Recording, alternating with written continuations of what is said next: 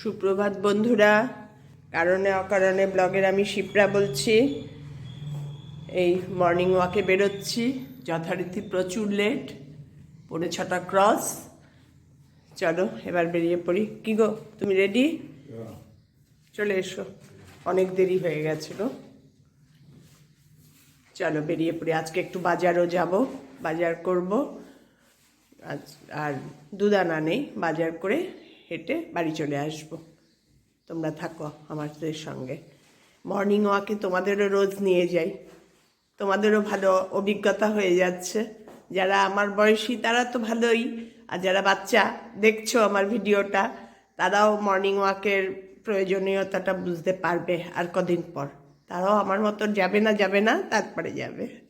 ঠিক আছে, চলো বাইরে বেরিয়ে আবার কথা বলি। মেন গেটের দিকে ভাড়া করেছে, এখন এই দিকটা করছে। তবে কি বলতো, সপ্তাহে একদিন ওদের ছুটি না নিলে ওরাও পারে না টানতে। কারণ এত হেভি ওয়ার্ক তো, তার মধ্যে আবার ওপর নিচ সিমেন্টেরই বোধ হয় কালকে আসবে না। আজকে পর্যন্তই কাজ করবে, কালকে আর বোধ হয় আসবে না। এখন মেন গেটের কাজ হচ্ছে, যার জন্য মেন গেট দিয়ে আজকে বেরোতে পারলাম না। পেছনের গেট দিয়ে বেরোলাম, আজকে মেন গেটটা আজকে ক্লোজ আছে।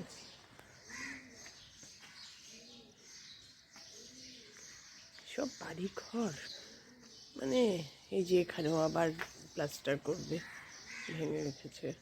মানে টুকটাক আর কি করিয়ে নিতেই হবে। এরপর না হলে কি বলো তো, রং করতে এসে ওরা আবার বলবে যে এখানে এই নেই, ওটা ওই নেই, আবার ডিলে করবে। আমার কর্তা এখনো বেরোতে পারছে না। দেখো আমি বেরিয়ে গেছি, এদিকে নিচ থেকে হাঁকাহাঁকি করছে, আসছো করে, এখনো নিজে বেরোতে পারছে না। কি গো, আসো। একেতেই দেরি হয়ে গেছে, একদম পুরো আলো ফুটে গেছে। দেখো এইরকম আলো ফুটে গেলে কি বলো তো, আর বেরোতে ইচ্ছা করে না। তখন এত রাস্তায় লোক সমাগম হয়ে যায়, এত ভিড়, এত গাড়ি ঘোড়া, তখন আর ভাল লাগে না। সেই মর্নিং ওয়াক সেই ব্যাপারটা আর তখন থাকে না। তখন মনে হয় সারাদিনের মধ্যে কোথাও ঘুরতে চলেছি, ভাল লাগে না। কি করব, উঠতে পারি না, যেহেতু বাবানের স্কুলটাও ছুটি।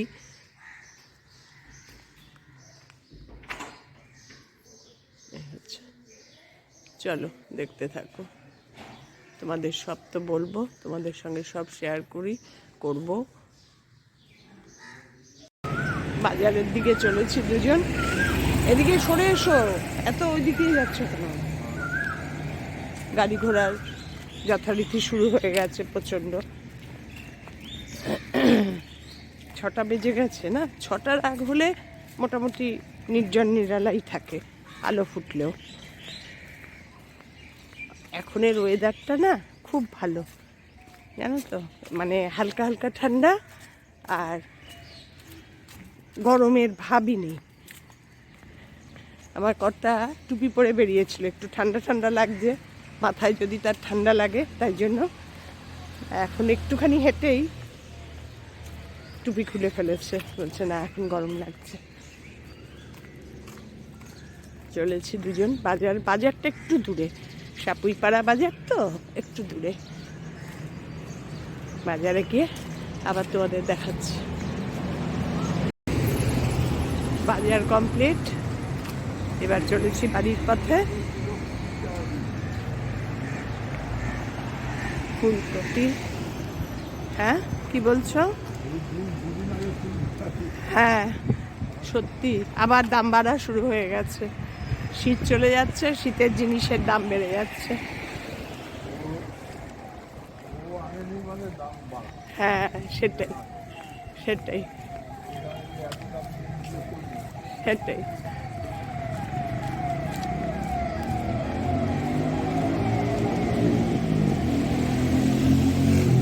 ভালোই লাগে বাজার করতে গো। কোনোদিন আমি এই বাজারের আনন্দ পাইনি আগে, কোনো দিন না। আগে ছোটবেলায় তো বাবা করতো, তারপরে আমার তো দেখা হিরো এই বাবা, ভাই আর আমার কর্তা। তারপরে তো আমার কর্তা বাজারে এত ভালোবাসে, আরও সব সময় সাইকেল করে যেত। এখন মর্নিং ওয়াক করি বলে, আমি বেরোই বলে ওই সময় বাজারটা করে, নাহলে ওই 8টা সাড়ে 8টা স্নান টান করে একবারে বাজারে বেরোতো, এসে ব্রেকফাস্ট করতো, সাইকেল নিয়ে বেরোতো। কারণ কে টানবে এইসব বাজার।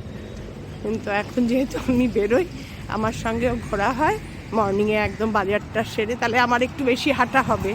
এই জন্য এত খেয়াল না, সেই জন্য নিজে এত টানে বাজার। চলেছি এখন বাড়ির পথে, তোমাদেরও নিয়ে যাচ্ছি, চলো। এটা দেখো তারাপীঠ মাঠ, এখানে অনেকে ওয়ার্ম আপ করে, দৌড়াদৌড়ি করে, হাঁটাহাঁটি করে। এখানটা এসেও অনেকক্ষণ হাঁটা যায়, খুব সুন্দর জায়গাটা। এই মাঠটা, মাঠের এন্ট্রিটা, মাঠটাও বিশাল। কিন্তু তাহলে আবার ওর আলাদা করে বেরোতে হয় বাজার করতে। এই মাঠে যদি হাঁটি তাহলে আবার ওর আলাদা করে বাজার করতে বেরোতে হয়। এই জন্যই চলো একবারে রাস্তা দিয়েই হাঁটি, হেঁটে একবারে বাজার সেরে সব সেরে বাড়ি ফিরি। এখানে অনেক মাঠ আছে জানো তো, হাঁটার মতন, খুব সুন্দর সুন্দর, মানে তোমার ভাল লাগবে হাঁটতে। চলো এবার বাড়ি ঢুকছি, হয়ে গেল আমাদের মর্নিং ওয়াক। এবার সংসারের কাজ শুরু। তবে কি বলো তো, মর্নিং ওয়াকে একা একা যেতে ভালো লাগে না, কর্তা যায় বলে আমারও বেরোনো হয়। আমার দ্বারা একা একা এই মর্নিং ওয়াক সম্ভব না। ওই তখন আমার ছাদেই যথেষ্ট, বেঁচে থাক আমার ছাদ।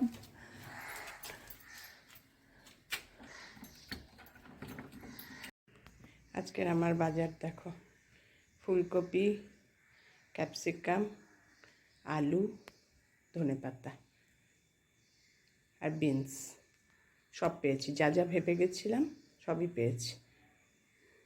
এই বাজার করে নিয়ে আসলাম। এখন একটু ছাদ ঘুরে আসি, তারপর 3 তলার ইনসাইডের কাজ মোটামুটি শেষ, এবার আউটসাইড করছে। ইনসাইডের কাজ শেষ।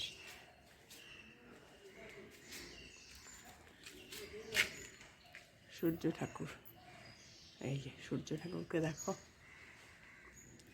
ছাদের থেকে, কি ভাল লাগছে না? ওয়েদারটা দারুণ, ওয়েদারটা দারুণ। এই চলবে দোল পর্যন্ত চলবে, এরপরে বিবিকে শিকার সময় শুরু হয়ে যাবে। আউটসাইড চলছে কাজ, কাজ শুরু করারও ব্যস্ততা জানো না, আবার কাজ কবে শেষ হবে তারও ব্যস্ততা। এবার 4 তলা আছে, চলো একটু দেখে আসি, দেখে এসে নিচে নামি।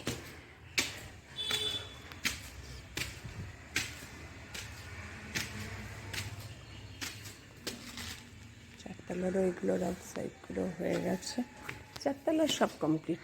এখন পরিষ্কার করছে ঝাড় দিয়ে দিয়ে নোংরাগুলো। ওই দিকটা পুরো পরিষ্কার হয়ে গেছে, রাবিশগুলোও সব তোলা হয়ে গেছে, সব যেটুকুও আছে সেটুকুও ঝাড় দিয়ে দিয়ে পরিষ্কার করছে।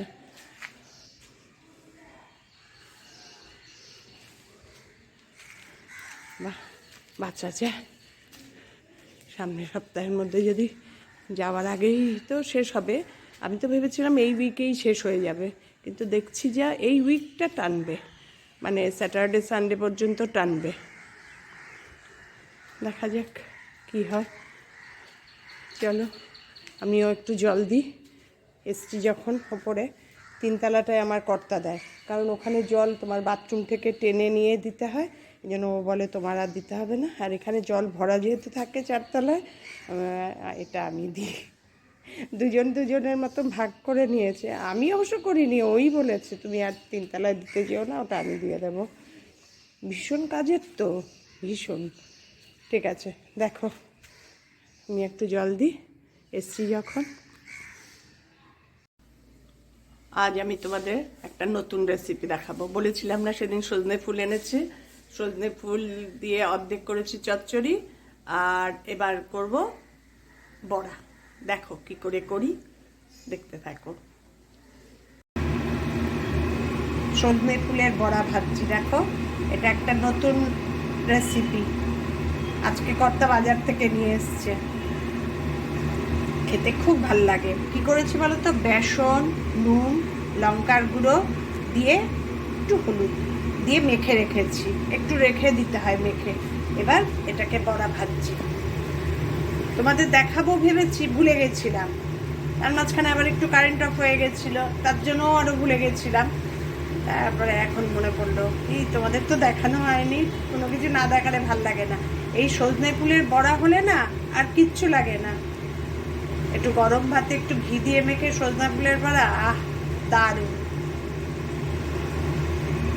করে খেয়ে দেখো একবার। এই তো সজনে ফুল আর বেশি দিন পাওয়া যাবে না, কয়েকটা দিন। বাদ বাকি বড়াগুলো এখন ভেজে নেব। সজনে ফুলের বড়া দিয়েই আজকের ভিডিওটা শেষ করলাম।